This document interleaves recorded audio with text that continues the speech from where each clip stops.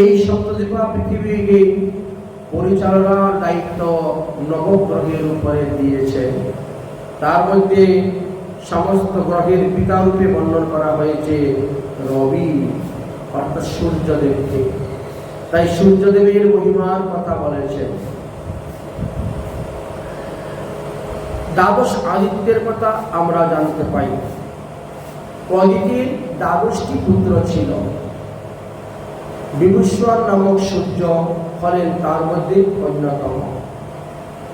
দ্বাদশ আদিত্য কে কে? বিভূষণ, অর্যমা, পুষ্য, ত্বষ্টা, সবিতা, ভগ, ধাতা, বিধাতা, বর্ণ, মিত্র, ইন্দ্র ও বামন। এই 12 জনকে দ্বাদশ আদিত্য বলা হয়। অর্থাৎ এই 12 জন সূর্য সদৃশ্য তাপ প্রদান করতে পারেন। বিভীষণ নামক সূর্যের পত্নী হলেন সংজ্ঞা দেবী। সূর্যের ঔরসে সংজ্ঞা দেবীর গর্ভে শাক্তদেব জন্মগ্রহণ করেছিলেন বা বৈবস্বত মনু জন্মগ্রহণ করেছিলেন এবং যম আর যমুনা নামে এরা যমজ সন্তান জন্ম নিয়েছিল, এক পুত্র আর এক কন্যা। এই সংজ্ঞা ছিলেন বিশ্বকর্মার কন্যা। এই সংজ্ঞায় কোনো এক সময় সূর্যের তাপকে সহ্য করতে পারেন নাই বলে তিনি তিনার নিজের ছায়া হইতে এক নারী সৃষ্টি করেছিলেন।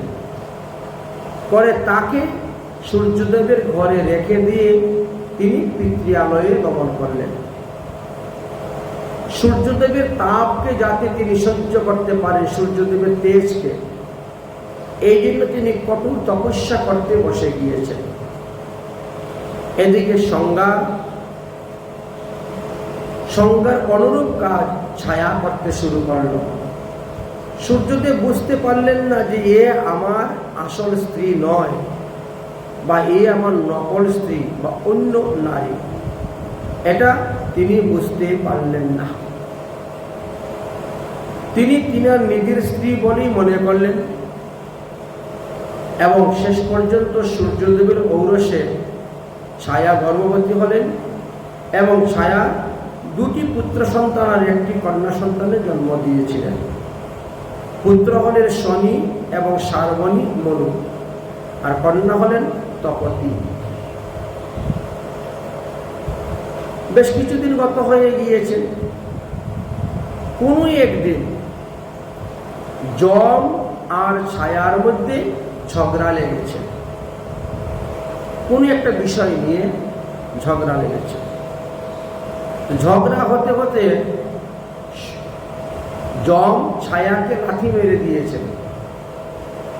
তখন ছায়ার রাগ ক্রোধ হয়ে গেছে। ও, আমি তোর মা নয় বলে তুই আমাকে লাথি মারলে। ওই আসল সত্যটা প্রকাশ হয়ে গেল। এতদিন যাবৎ যে সত্যটা গোপন ছিল, কেউ জানতেন না। যা, আমি তোকে অভিশাপ দিলাম, তোর পা দুটা ফুলে যাক, গুদা হয়ে যাক। এবার 2টা পা ফুলে গেছে, যম চলতে পারছে না, যম কান্না করতে শুরু করেছে। সূর্যদেব যমের কান্না শুনে আসলেন।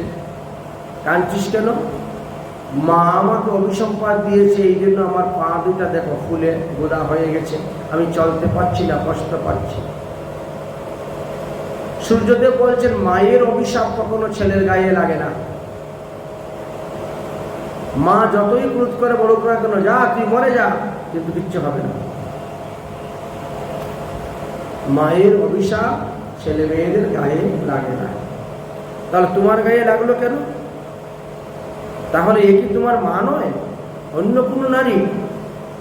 তখন বলছে, হ্যাঁ, আমি যখন মাকে লাথি মেরেছিলাম তখন বলছেন তুই, আমি তোর মা নয় বলে তুই আমাকে লাথি মারলি।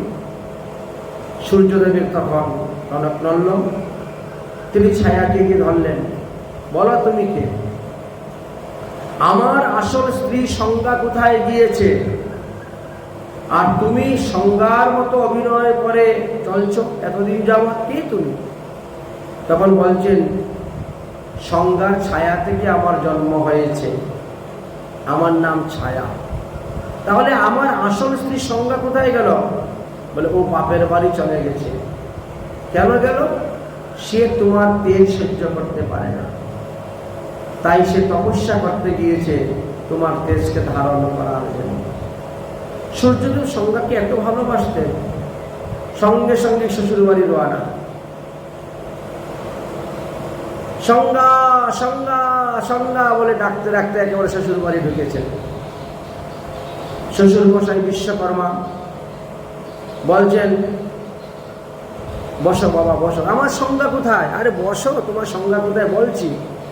তোমার যে তেজ, ওই তেজ আমার মেয়ে সহ্য করতে পারছে না, এই জন্য সে ওই বৃক্ষের নিচে বসে তপস্যা করতেছে তোমার তেজকে অঙ্গে ধারণ করার জন্য, আর তোমার বাড়ি ঘরের কাজ করার জন্য তার ছায়া থেকে এক নারী সৃষ্টি করে রেখে এসেছে। তো সে তো সব জানতে পারলাম, বুঝতে পারলাম, কিন্তু আমি আমার স্ত্রীকে চাই। তাহলে দেখো, ওখানে তপস্যা করছেন যাও। এমনি সংজ্ঞা সংজ্ঞা বলে যাচ্ছেন দৌড়ে সংজ্ঞাকে ধরার জন্য। সংজ্ঞা তখন তপস্যার থেকে উঠে দৌড়তে শুরু করেছেন। সূর্যদেব তিনার পিছনে দৌড়তে শুরু করেছেন। সংজ্ঞার লোকলজ্জা ভয়ে তখন একটা ঘুটকির রূপ ধারণ করেছেন, ঘুটকি হয়ে তিনি দৌড়তে শুরু করেছেন। সূর্যদেব তখন ঘোড়ার রূপ ধারণ করেছেন। এই ঘুটকি এবং ঘোড়ার রূপ ধারণ অবস্থায় তাদের যে মিলন হয়েছিল, তার থেকে অশ্বিনী আর কুমার নামে দুই পুত্র জন্ম নিয়েছিল। দেবরাজ ইন্দ্র এই দুইজনকে দেবতা বলে গ্রহণ করলেন না, যেহেতু তাদের ঘুটকির করে জন্ম হয়েছে। তবে তারা স্বর্গের বৈদ্যগিরি করার সুযোগ পেয়েছিলেন, চিকিৎসক বিদ্যা দ্বারা চেয়েছিলেন, এবং সেভাবেই তারা অবস্থান করছে।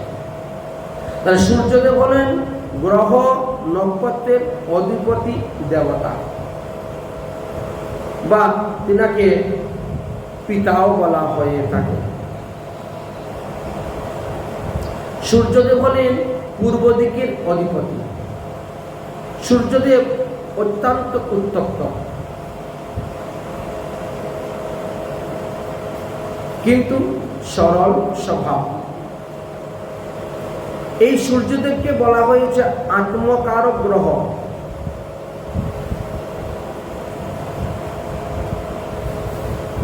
এবং সূর্যদেব আমাদের হাতের অনিমিকা আঙ্গুলের নিচে অবস্থান করেন। গ্রহ, কেউ যদি গ্রহের বিচার করে অনামিকা আঙ্গুলের নিচে, এইখানে সূর্য গ্রহের বিচার করা হয়ে থাকে। আত্মকারক গ্রহ। সূর্যদেব আতপ চাউল আর হলুদ আবির খুব প্রসিদ্ধ, প্রসন্ন। এই সূর্যদেব যদি কারো শুভ হয়, সূর্য গ্রহ যদি কারো জন্ম কুণ্ডলিতে, জন্ম ছকে শুভ স্থানে তিনি বসে যান, তাহলে সেই বেচারা সুনাম ধন্য খ্যাতি লাভ করতে পারবে, যশ লাভ করতে পারবে, সম্মান লাভ করতে পারবে, শিক্ষা দীক্ষা লাভ করবে, ন্যায় বিচারক হবে, পিতৃত্ব লাভ করতে হবে, আধ্যাত্মিক শক্তি, আধ্যাত্মিক চেতনা লাভ করতে পারবে, বহুবিধ বিষয়ে জ্ঞান লাভ করতে পারবে। এই সূর্যদেব সর্বদা তিনার সপ্তম ঘরে দৃষ্টি প্রদান করে থাকেন। এক রাশির এক মাস তিনি অবস্থান করেন, এইভাবে 12 মাসে 12 রাশি তিনি অতিক্রম করিয়া থাকেন। এই সূর্যদেব যদি কারো অশুভ স্থানেতে বসেন, তাহলে ওই সমস্ত মানুষ কি করে? আরে লোককে সন্দেহ করে। যাদের জন্মছকের অশুভ স্থানে সূর্য বসে আছেন, তারা কি করে? সবসময় লোককে সন্দেহ করে থাকেন। বিবেচনা শক্তি তার ক্ষীণ হয়ে যায়।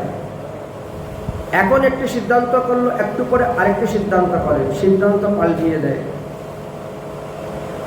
হঠাৎ কোনো কাজ শুরু করে দেয়, হঠাৎ দরিদ্রতা প্রাপ্ত হয়ে যায়। মানসিক চাপ তার এতই সৃষ্টি হয় যে সে কখন যে কি করে তার ঠিক নেই। সূর্যদেব যাদের খারাপ স্থানে বসে আছেন গ্রহে, জন্মছকের 12টি ঘরের মধ্যে যদি কোনো অশুভ স্থানে বসে থাকে, তাহলে ওই ব্যক্তির মাথা ব্যথা হবে, মাথা যন্ত্রণা হবে, মাথা ঘুরাবে, কপালে ব্যথা হবে, বুঝলেন, মাইন্ড স্ট্রোক রোগ হতে পারে, চোখের সমস্যা দেখা দেবে, প্রেশার বেড়ে যাবে, অশ্ব ভূবন্ধ রোগ হবে, এইভাবে উন্মাদনা আদি অনেক রোগের কথা বলেছেন। সূর্যদেব যদি ভালো স্থানে বসেন, তাহলে সেই বেশি ব্যক্তি পাথরের ব্যবসা করে বহুমূল্য টাকা লাভ করতে পারবে, আগুনের ব্যবসা করতে পারবে, তামা, কাঠ, লোহা, সোনা, রূপা, এইগুলি ব্যবসা করে অনেক লাভ। এমনকি শিক্ষকতা, পুরোহিত, গুরুগিরি ইত্যাদি তারা করতে পারে। সূর্যদেবের নিজস্ব ঘর হল সিংহ রাশির ঘর। সেই ঘরটি তিনার নিজস্ব ঘর বলা হয়েছে। অথবা তিনি মেষ রাশির ঘরে থাকেন, তবে মেষ রাশি হল তিনার তুঙ্গ, আর তুলা রাশি হল নিচস্থ ঘর। তুঙ্গ ঘরে থাকলে সূর্যদেব ফল বেশি দিতে পারেন, আর নিচস্থ ঘরে থাকলে ফল দিতে পারেন না। সূর্যদেবের প্রিয় ধাতু হল সোনা এবং তামা। সূর্যদেব প্রিয় রং হল লাল। সূর্যদেব বেলগাছি মূল বেল বৃক্ষকে বেশি ভালোবাসেন। সূর্যদেব বৈশাখ মাস এবং ভাদ্র মাসকে, এই দুটি মাস তিনার জন্য খুবই ভালো। এইভাবে সূর্যদেবের মহিমার কথা বর্ণন করে গিয়েছেন। তাই শাস্ত্রে বলেছেন, গোচরে বা বিলগ্নে সা যে গ্রহারিষ্ট সূচকা পূজয়ে তান প্রযত্নেন পূজিতাশ্চু শুভপ্রদা। যদি দেখেন আপনার জন্মকুষ্ঠির 12টি ঘরের মধ্যে কোনো গ্রহ অশুভ আছে, তাহলে অশুভ গ্রহের প্রতিকার করলেই আপনার দোষ কেটে যাবে। এই জন্য বলছেন সেই গ্রহের পূজা দিতে হয়, সেই গ্রহের একটা বীজ মন্ত্র আছে, সেটা জপ করতে হবে, বা কিছু কিছু দ্রব্য আছে দান করতে হবে। তাহলে সেই গ্রহ আর অশুভ দৃষ্টি সরিয়ে নিবে আপনার উপর থেকে এবং আপনাকে শুভ দৃষ্টি প্রদান করবে। যেমন উদাহরণস্বরূপ আমরা বলতে পারি,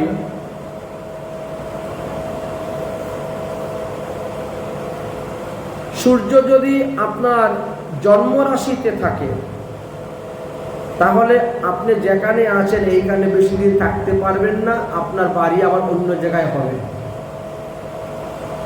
বাড়িঘর স্থানান্তরিত হয়ে যাবে। যদি সূর্যদেব জন্মরাশিতে থাকে, যদি জন্মরাশি থেকে দ্বিতীয় ঘরে সূর্যদেব বসেন, তাহলে আপনার উপরে চোর ডাকাইতের ভয় আছে।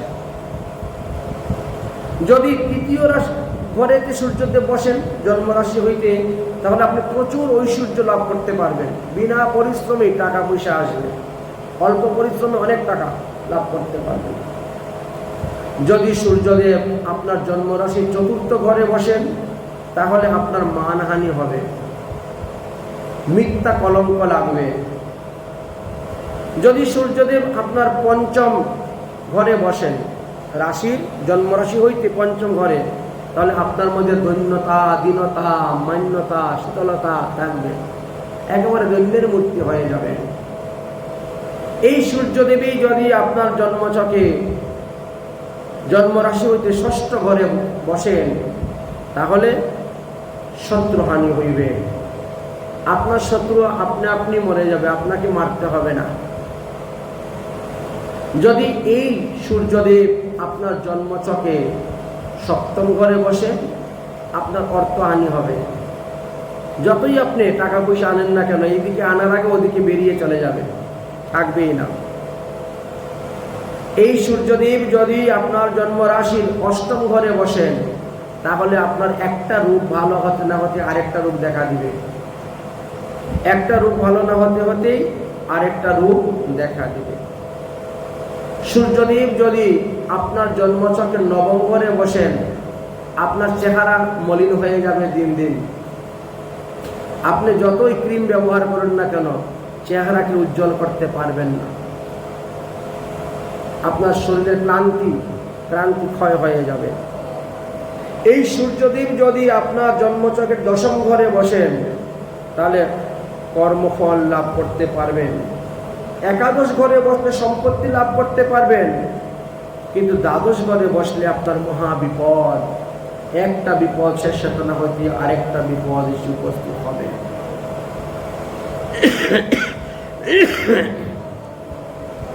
এবার সূর্যদেবের কথা বলছেন। সূর্যদেব হলেন গ্রহ এবং নক্ষত্রের অধিপতি দেবতা। তিনি তিনার নিজের কেন্দ্র থেকে ত্রিজগৎকে আলোকিত করে থাকেন, তাপ প্রদান করে থাকেন, আর নিজ জ্যোতির দ্বারা তিনি সমস্ত বিশ্বকে প্রকাশিত করে থাকেন। তিনি যখন চলেন, কখনো মন্দগতি, কখনো শীঘ্রগতি, আর কখনো সমান গতিতে চলে থাকেন। তিনার এই চলার গতিবেগের কারণে আমাদের কখনো দিন বড় হয়, কখনো দিন ছোট হয়, কখনো রাত্রি বড় হয়, কখনো রাত্রি ছোট হয়, কখনো দিন রাত্রি সমান হয়। সূর্যদেবের চলার কারণে এগুলি হয়ে থাকে।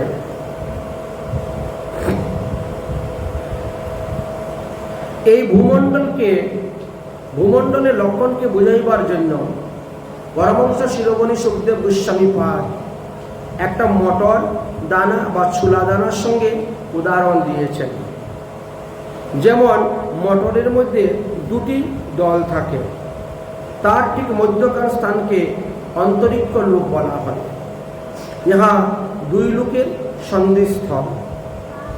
এদের মধ্যভাগে গ্রহ এবং নক্ষত্রগণ সবাই অবস্থান করতেছেন। সূর্যদেব উত্তরায়ণ, দক্ষিণায়ন এবং বিষুব নামক গতিতে চলাচল করিয়া থাকেন। যখন সূর্যদেব মেষ রাশিতে গমন করেন, তখন আমরা বলি বৈশাখ মাস। সূর্যদেব কিংবা তুলা রাশিতে গমন করলেন কার্তিক মাস।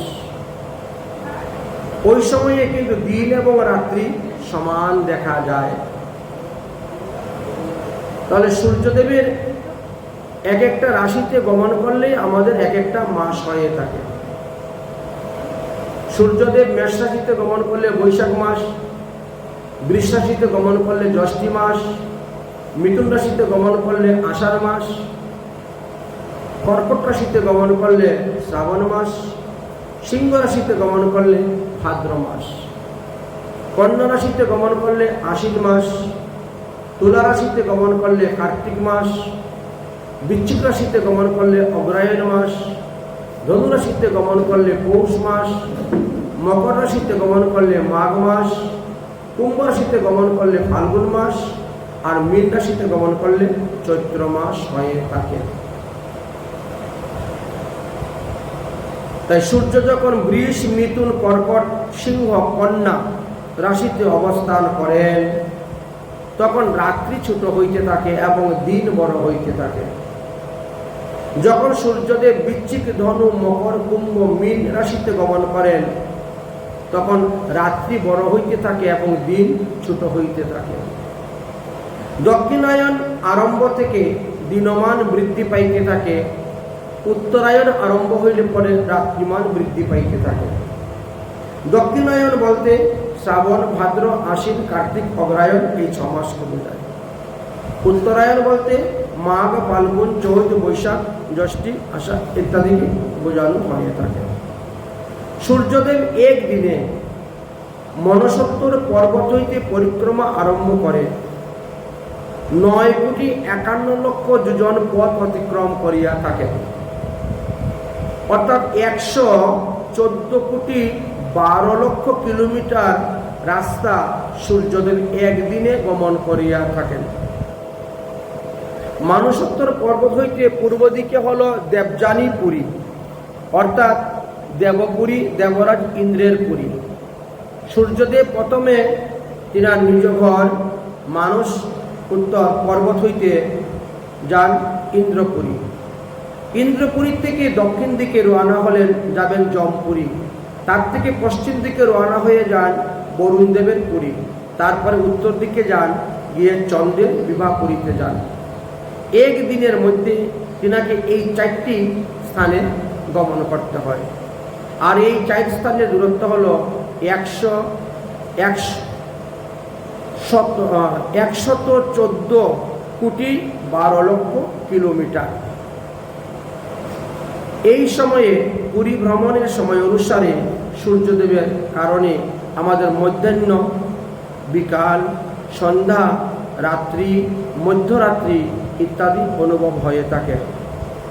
সূর্য যখন অশ্বিনী আদি গ্রহের অভিমুখে গমন করেন, তখন মেরুকে বাম দিকে রেখে তিনি ভ্রমণ করিয়া থাকেন। সূর্য যখন ইন্দ্রপুরী থেকে জমপুরীর দিকে যেতে থাকেন, তখন তাকে 15 ঘন্টা দণ্ডে 2,12,25,000 যোজন রাস্তা চলতে হয়। অর্থাৎ 2,37,75,000 যোজন পথ চলেন। এইভাবে সূর্যদেব গমনাগমন করে থাকেন। ইহাতে বোঝা গেল ইন্দ্রপুরী হইতে জমপুরীর দূরত্ব হল আমাদের 28,53,00,000 কিলোমিটার। তাহলে সূর্যদেব জমপুরী হইতে বরণপুরীতে যান, সেটাও 28,53,00,000 কিলোমিটার, 28,53,00,000 কিলোমিটার। সেখান থেকে বরণপুরীতে যান, সেটাও 28,53,00,000 কিলোমিটার। বরণপুরী হইতে ইন্দ্রপুরীতে যান, সেটাও 28,53,00,000 কিলোমিটার। সেখান থেকে চন্দ্রপুরীতে যান, সেটাও 28,53,00,000 কিলোমিটার। তো এইভাবে 28,53,00,000 কিলোমিটারকে 4 দ্বারা গুণ করলে 114,12,00,000 কিলোমিটার রাস্তা বেরিয়ে যায়। অর্থাৎ সূর্যদেব 1 মিনিটে 7,92,500 কিলোমিটার পথ চলেন, মাত্র 1 মিনিট সময়ে। সূর্যদেব 1 ঘন্টায় 4,75,50,000 কিলোমিটার পথ চলেন। সূর্যদেব 1 দিবসে 114,12,00,000 কিলোমিটার পথ চলে থাকেন। সূর্যদেবের যে যান, সেটা একটা রথে বসে তিনি যান। সূর্যদেবের রথের এক ভাগ মেরু শিখরে আর অন্য ভাগ মানসোত্তর পর্বতের মধ্যে উপস্থিত। এই রথের চক্র এবং অক্ষ বিবিধভাবে তৈলযন্ত্রে চক্রের ন্যায় সর্বদাই ভ্রমমান ঘুরতেছে। সূর্যদেব রথের মধ্যে উপবেশন করেন, পরে তিনি রওনা হন। সূর্যদেবের যে রথ, সেই রথটিও 4,32,00,000 কিলোমিটার প্রস্থ এবং 9 লক্ষ যোজন চওড়া। সূর্যদেবের রথের সবকিছু বিবরণ করে গিয়েছেন। তো এতে আশ্চর্য হওয়ার কিছু নয়, যেহেতু সূর্যদেব পৃথিবী হইতে 13 লক্ষ গুণ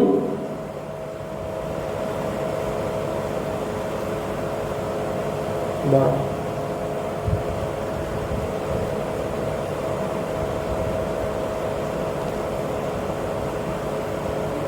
অর্থাৎ এতে বোঝা গেল যে 13 লক্ষ পৃথিবী একত্র করলে যতটুকু বড় হবে সূর্যদেব ততটুকু বড়। সূর্যদেব পৃথিবী চাইতে 3 লক্ষ গুণ বেশি ভারী। সূর্যদেব কে আমরা দূর থেকে একটা কাঁসার থালার মতো দেখতে পাই, কারণ দূরত্বের কারণে।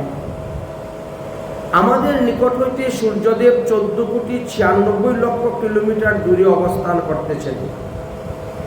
এই জন্য তিনাকে আমরা ঘুমের থেকে ওঠার পরে একটা কাঁসার থালার মতো দেখতে পাই। সূর্যদেবের রথের যে চালক তার নাম হলো অরুণ। তিনি গরুড়ের ভাই ছিলেন। সূর্যদেবের রথকে নিয়ে যাওয়ার জন্য 60টি ঘোড়া অবস্থান করে। সূর্যদেবের রথের উপরে 60,000 বাল্যকিল্য মুনি সর্বদা বসে তপস্যা করছেন, আরাধনা করছেন, স্তুতি করছেন, সূর্যদেবের মহিমা কীর্তন করে থাকেন। সূর্যদেব যত সময় পৃথিবী মণ্ডলে থাকেন, আকাশমণ্ডলে অবস্থান করেন, তার পরিমাণ অনুসারে আমাদের সংবৎসর, পরিবৎসর, ইদাবৎসর, অনুবৎসর এবং বৎসর হয়ে থাকে। এইভাবে পার্থক্যের কথা বর্ণনা করে গিয়েছেন। বিষ্ণু পুরাণ হইতে জানা যায় যে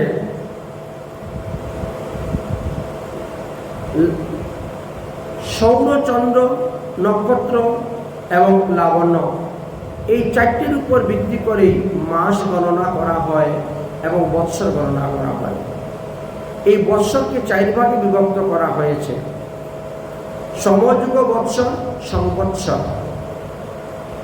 এটি পূর্ব বৎসর, পূর্ণ বৎসর বা বৎসর বলা হয়।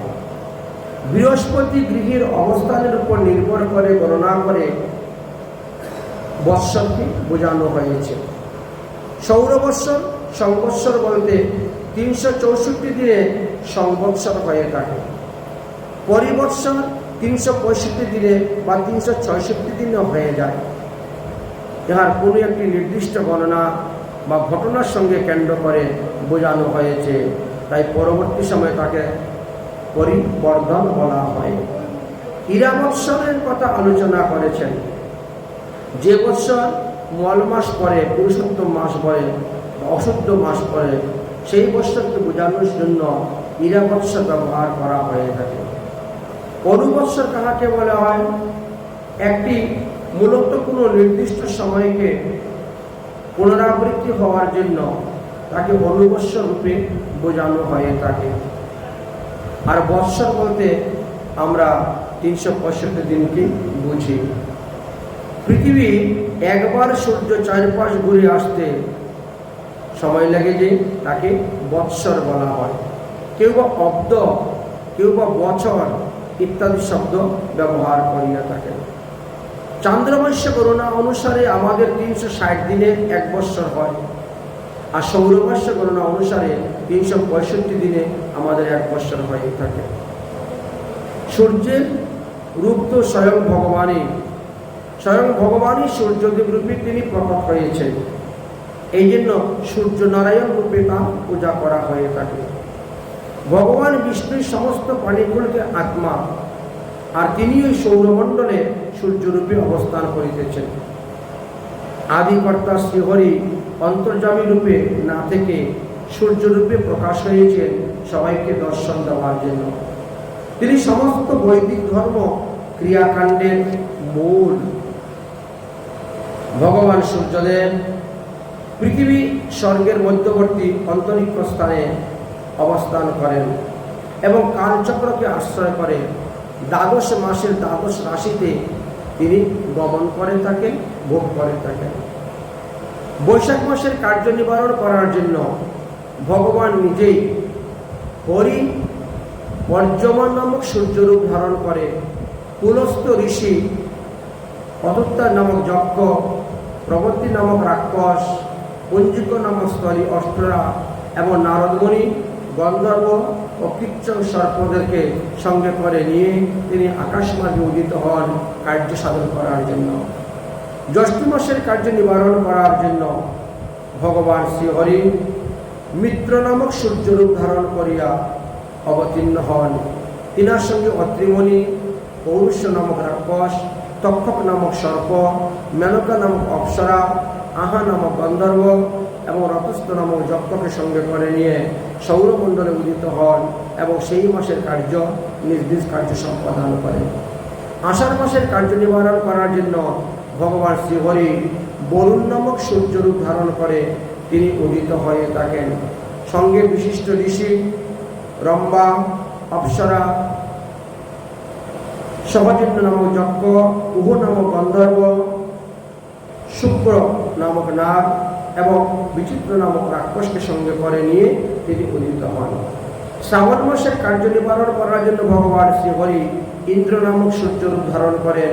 আর তখন অঙ্গিরা ঋষি, বিশ্ববসু, গন্ধর্ব, সুতযক্ষ, এলাবৃত নাগ, প্রমুচ্চা নামক অপ্সরা এবং বীর্য নামক রাক্ষসকে সঙ্গ করে নিয়ে সৌরমণ্ডলে উদিত হন।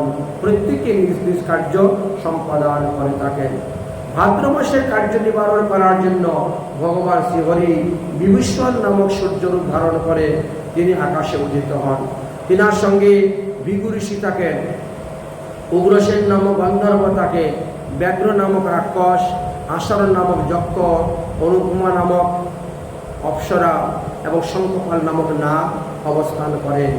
প্রত্যেকেরই নিজ নিজ কার্য নিবারণ জন্য তারা ভগবান সূর্যদেবের সঙ্গে গমন করিয়া থাকেন। আশ্বিন মাসের কার্য নিবারণ করার জন্য ভগবান শ্রীহরি ত্বষ্টা নামক সূর্যরূপ ধারণ করেন এবং যমদগ্নি ঋষি সঙ্গে নিয়ে কম্বল নামক নাগ, তিলোত্তম নামক অপ্সরা, ব্রহ্মরেত নামক রাক্ষস, শতজিৎ নামক ধৃতকেশ এইভাবে সবাইকে নিয়ে উদিত হয়ে থাকেন। কার্তিক মাসের কার্য নিবারণ করার জন্য ভগবান শ্রীহরি বিষ্ণু নামক সূর্যরূপ ধারণ করেন, আকাশে উদিত হন এবং বিশ্বামিত্র ঋষি তিনার সঙ্গে থাকেন, অশ্বত্তর নাগ সঙ্গে থাকেন, রম্বা নামক অপ্সরা সঙ্গে থাকেন, সূর্যবাচক নামক গন্ধর্ব সঙ্গে থাকেন, সত্যজিৎ নামক যক্ষ সঙ্গে থাকেন আর মঘাপেত নামক রাক্ষসকে সঙ্গে নিয়ে সৌরমণ্ডলের কার্য তিনি নিবারণ করেন। অগ্রায়ণ মাসের কার্য নিবারণ করার জন্য ভগবান শ্রীহরি স্বয়ং অংশু নাম গ্রহণ করে তিনি উদিত হন এবং কশ্যপ ঋষি তিনার সঙ্গে থাকে তাক্ষক নামক যক্ষ, ঋত্যসেন নামক গন্ধর্ব, উর্বশী নামক অপ্সরা, বিদ্যুৎচক্র নামক রাক্ষস, মহাশঙ্খ নামক নাগ এদেরকে সঙ্গে করে নিয়ে তিনি আকাশমার্গে উদিত হইয়া থাকেন। পৌষ মাসের কার্য নিবারণ করার জন্য ভগবান শ্রীহরি ভব নামক সূর্যরূপ ধারণ করেন আর তার সঙ্গে আয়ু ঋষি, অরিষ্টনেমী নামক গন্ধর্ব, অনু নামক যক্ষ, পরিচিতি নামক অপ্সরা, স্পৃজ্য নামক রাক্ষস, কুটকর নামক নাগকে সঙ্গে করে নিয়ে সৌরমণ্ডলে উদিত হয়ে কার্য সাধন করে থাকেন। মাঘ মাসের কার্য নিবারণ করার জন্য ভগবান শ্রীহরি পুষ্য নামক সূর্যরূপ ধারণ করে সৌরমণ্ডলে উদিত হয়ে থাকেন। ভগবানের সঙ্গে তখন গৌতম নামক ঋষি যান, সুসেন নামক গন্ধর্ব, সুরুচি নামক যক্ষ, গীতাচি নামক অপ্সরা, বাত নামক রাক্ষস, ধনঞ্জয় নামক নাগ নিয়ে সৌরমণ্ডলের কার্য নিবারণ করে থাকেন। ফাল্গুন মাসের কার্য নিবারণ করার জন্য ভগবান শ্রীহরি পর্জন্য নামক সূর্যরূপে তিনি প্রকট হয়ে থাকেন এবং তিনার সঙ্গে ভরদ্বাজ ঋষি থাকেন, বিশ্ব নামক গন্ধর্ব থাকেন, ঋতু নামক যক্ষ থাকেন, নেহা নামক অপ্সরা থাকেন, বর্চা নামক রাক্ষস থাকেন, ঐরাবত নামক সর্প তিনার সঙ্গে গমন করে থাকেন। চৈত্র মাসের কার্য নিবারণ করার জন্য ভগবান শ্রীহরি ধাতা নামক সূর্যরূপ ধারণ করেন, সঙ্গে পুলস্ত ঋষিকে নিয়ে যান, তুঙ্গরা নামক গন্ধর্ব, রক্ষক নামক যক্ষকে, তৃতস্থলী নামক অপ্সরাকে, হেতি নামক রাক্ষস আর বাসুকী নামক সর্পকে সঙ্গে করে নিয়ে নিজ নিজ কার্য সাধন করিয়া থাকেন। কালরূপধারী ভগবান সূর্যদেব আমাদের আয়ুকে হরণ করিয়া থাকেন। এই জনগণকে ব্যবহার করে যথাভাবে তিনি নিমন্ত্রণ করার জন্য বৈশাখ মাস আদি দ্বাদশ সংখ্যক মাসে নিজ নিজ গণের সহিত তিনি উদিত হইয়া থাকেন। এই সূর্যদেবের লীলা কথা যারা শ্রবণ করিয়া থাকেন তারাও সমস্ত পাপ থেকে মুক্ত হইয়া থাকেন। হে মহারাজ পরীক্ষিত, এই সূর্যদেব হলেন আমাদের একজন গ্রহ দেবতা। ভগবানই তাদের উপরে পৃথিবীর জীবগুলির দেখাশোনার ভার অর্পণ করে দিয়েছেন। সূর্যদেবের যেভাবে শ্রেণীবিভাগ গতিবিভাগের কথা আমরা আলোচনা করলাম, ঠিক তেমনিভাবে সূর্য থেকে আরম্ভ করে চন্দ্র, মঙ্গল, বুধ, বৃহস্পতি, শুক্র, শনি, রাহু, কেতু এরা সবাই অবস্থান করতেছেন এবং প্রত্যেকেই এক একটি দায়িত্ব, এক একটি কাজের ভার দেওয়া হয়েছে। এই হলো আমাদের সপ্তদ্বীপা পৃথিবীর কথা বললাম, দ্বাদশ সূর্যের কথা বললাম, নবগ্রহের কথা বললাম। এবার আমি তোমাকে সপ্ত স্বর্গ এবং সপ্ত পাতাল এই 14 ভুবনের কথা আমি তোমার নিকটে বর্ণন করিব। তাহলে সপ্ত স্বর্গ ভূ লোক, ভুবলোক, স্বর্গলোক, মহলোক, জনলোক, তপলোক, সত্যলোক, এই হলো 7টা। তন্মধ্যে স্বর্গলোককে 3 ভাগে ভাগ করা হয়েছে। এক হলো ভৌম স্বর্গ, এক হলো বিল্ল স্বর্গ, আর এক হলো দিব্য স্বর্গ। ভৌম স্বর্গের অন্তর্ভুক্ত হলো এই জম্বুদ্বীপ, কল্পদ্বীপ, শালমলী দ্বীপ, কুশদ্বীপ, পঞ্চদ্বীপ, শাকদ্বীপ, পুষ্করদ্বীপ। এক কথায় এই সপ্তদ্বীপা পৃথিবী। আমরা যে সপ্তদ্বীপা পৃথিবীর মধ্যে বাস করতেছি এটাকে ভৌম স্বর্গ বলা হয়। তার মধ্যে এই জম্বুদ্বীপটি শ্রেষ্ঠ, আর জম্বুদ্বীপের মধ্যে ভারতবর্ষকে শ্রেষ্ঠ বলা হয়েছে। এই জম্বুদ্বীপ কমল পত্রের ন্যায় চতুর্দিকে রম্ভ গোলাকার এবং তাহা 9টি বর্ষে বিভক্ত করা হয়েছে। 9টি বর্ষের মধ্যে একমাত্র ভারতবর্ষ ব্যতিরেকে আর অপর যত বর্ষ আছে, দ্বীপ আছে, সেইগুলাকে ভৌম স্বর্গ নামে অভিহিত করা হইয়াছে। অর্থাৎ জম্বুদ্বীপ ব্যতীত এবং ভারতবর্ষের ব্যতীত অন্যান্য বর্ষকে বলা হয়েছে ভৌম স্বর্গ। ভূলোকে মানুষ, পশু পাখি, গাছপালা, কীটপতঙ্গ, জনগণ সবাই বাস করেন। আমাদের এই পৃথিবীটি ভৌলোক নামে পরিচিত। পৃথিবীর সীমা যে কত তার অন্ত পাওয়া যায় না।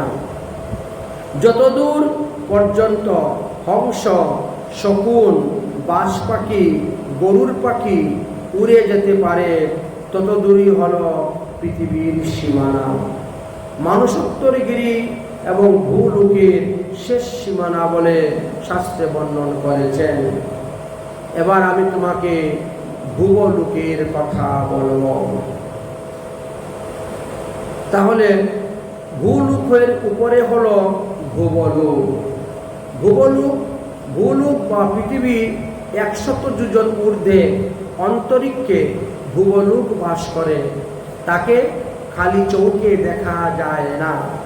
সেখানে যক্ষ, রাক্ষস, পিশাচ, প্রেত, ভূত এরা সবাই বিচরণ করে থাকে। ওই স্থানটিকে বিল্ল স্বর্গ বলা হয়ে থাকে। এই ভূলোকের সীমানা হলো যতদূর অবধি বায়ু প্রবাহিত হয়ে থাকে, মেঘে সকল দৃষ্ট হয়ে থাকে। ওই লোকে গ্রহ, উপগ্রহ প্রকৃতির অবস্থিত আছে।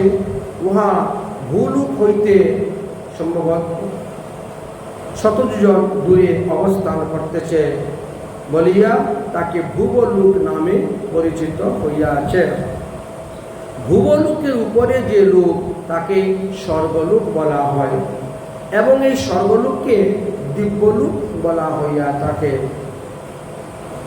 ভুবলোক থেকে 17 জন ঊর্ধ্বে এই স্বর্গলোক অবস্থান করতেছেন। সেখানে ইন্দ্র আদি সমস্ত দেবগণ অবস্থান করেন।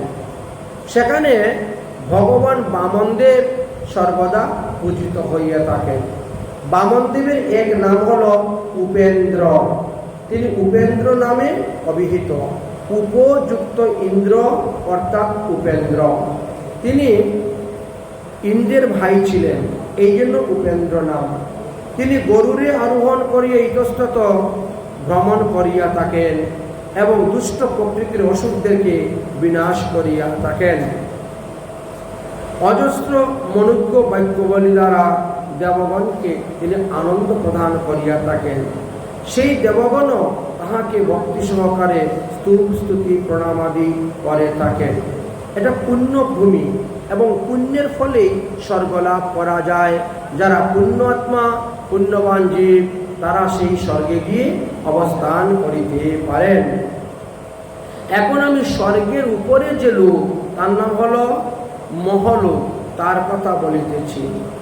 তত ঊর্ধ্বম মহলোকম, অর্থাৎ স্বর্গ হইতেও 17 জন ঊর্ধ্বে মহলোক বিরাজ করিতেছে। সেখানে কি হয়, উৎকৃষ্ট যাগযজ্ঞ আদি মুনি ঋষিগণ করে থাকেন, তাই তারা সেই লোকে অবস্থান করে থাকে। মহলোক লাভ করা বহু পুণ্যের প্রয়োজন হয়। স্বর্গ হইতেও আরো অধিক পুণ্য লাভ করলে মানুষ মহলোকে গমন করিতে পারেন। মহলোক ত্রৈলোক্য নাশে প্রলয়ে, অর্থাৎ ভূ ভুব স, এই 3টি স্থান যখন প্রলয় হয়ে যায় তখন এই 3 স্থানের উত্তম উত্তম পুণ্যবান ভজনশীল ব্যক্তিগণ তারা মহলোকে গিয়ে অবস্থান করিয়া থাকেন। ভূ ভুব স 3 লোক বিনাশ হইলেও মহলোক কখনো বিনাশ প্রাপ্ত হয় না। ওই লোকে ব্রহ্মার পরমায়ু কাল পর্যন্ত অবস্থিত আছে। সেখানে ভিক্ষু আদি ঋষিগণ মুনিগণ অবস্থান করে থাকেন। সেখানে মহামহা যজ্ঞ অনুষ্ঠান হয়ে থাকে।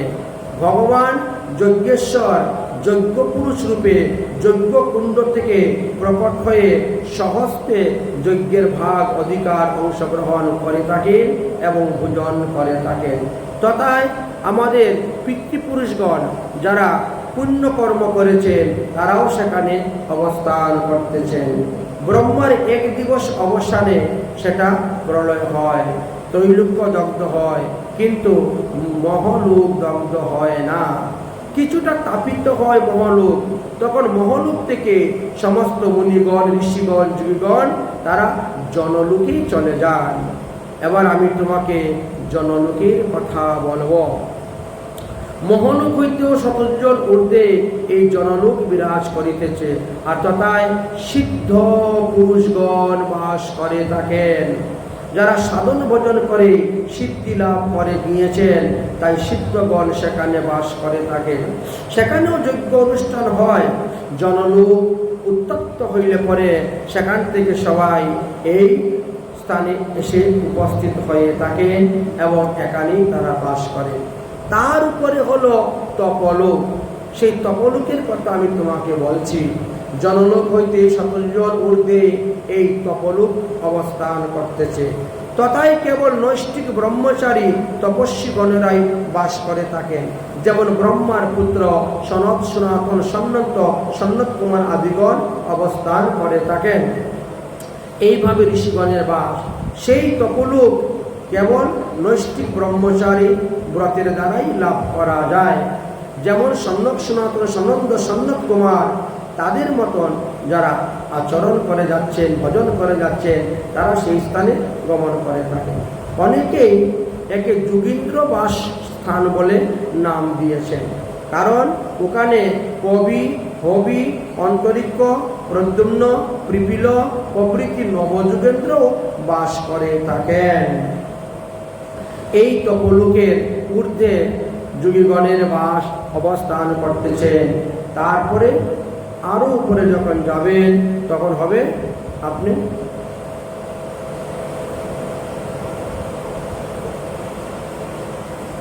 এখন আমি সত্যলোকের কথা বলতেছি। এই তপলোক হইতে 17 জন ঊর্ধ্বে সত্যলোক বিরাজ করিতেছে, যেখানে ব্রহ্মার আসন আছে, ব্রহ্মা অবস্থান করেন। শতজন্মকৃত শুদ্ধ স্বধর্ম যাজন করতে পারছে যারা, তারাই এই সত্যলোক লাভ করতে পারেন। 1-2 জন্ম নয়, 100 জন্ম যারা ধর্মাচরণ করে যেতে পারছেন, তারাই একমাত্র সত্যলোকে গমন করতে পারেন। সত্যলোকেও একটি বৈকুণ্ঠ ধাম আছে, তবে সেই বৈকুণ্ঠকে বলা হয় রমা বৈকুণ্ঠ। রমা বৈকুণ্ঠ বলা হয়। পঞ্চম মন্বন্তরে শুক্র ঋষির ঔরসে তাহার স্ত্রী বৈকুণ্ঠার গর্ভে বৈকুণ্ঠবাসী দেবতাদেরকে নিয়ে বৈকুণ্ঠ নাম ধারণ করে ভগবান অবতীর্ণ হয়েছিলেন। তিনি তার তপস্যার দ্বারা ওই বৈকুণ্ঠকে নির্মাণ করেছিলেন সত্যলোকে।